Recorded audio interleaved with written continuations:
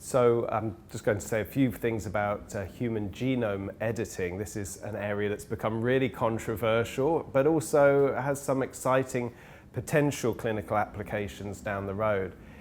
It's really come about as a result of evolution in methodologies that we use in genetics for changing pieces of the genome. Now, years ago, the idea of doing this, actually altering the sequence of genes, was for many years in the realms of science fiction, and then we worked out ways that we could do it that were rather complex and took long periods of time and would never have really been very practical in a clinical scenario and could only be used really for research.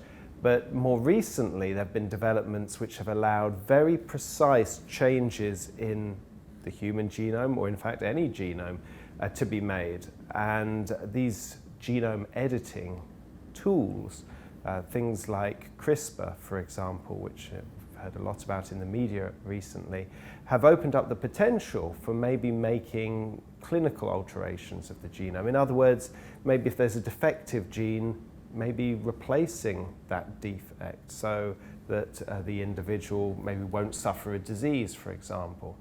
Now, in the context of IVF treatment, it's maybe quite appealing to be able to do these genome editing technologies because we have access to embryos that are only made of a few cells.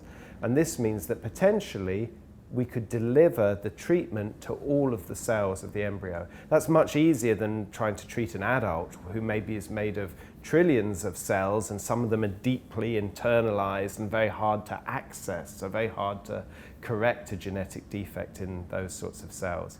So it seems quite appealing to maybe do this for an embryo. It's in some sense the ideal time to do it. But the problem with this at the moment is that, first of all, the safety is not clear.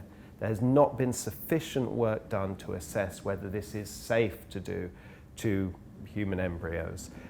Additionally to that, I've just told you, one of the nice things is that you can address all of the cells and correct the defect in all of them. But that embryo is going to grow into a baby and then an adult, and that adult will have their own gametes, the sperm or eggs. And your change, whatever you've done to the genome, will be present in those cells too, and will therefore be passed on to the next generation.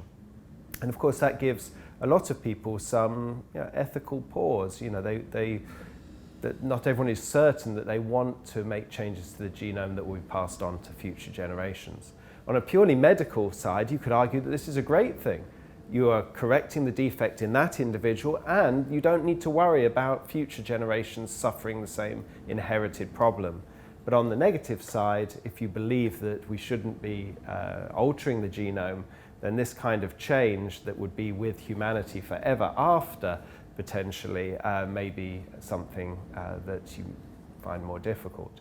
So that's an ongoing ethical debate, which runs in parallel to this discussion about safety.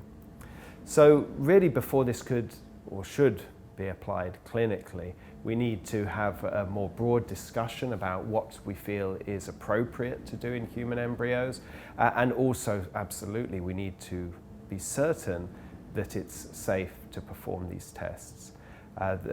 We'll all be aware, of course, of news out of China of the clinical application of this technology. And that was something that met with almost universal disapproval within the scientific community, and clearly was very premature. Nonetheless, we remain interested in the possibilities that this could deliver to us if done appropriately at the right time, ethically and safely.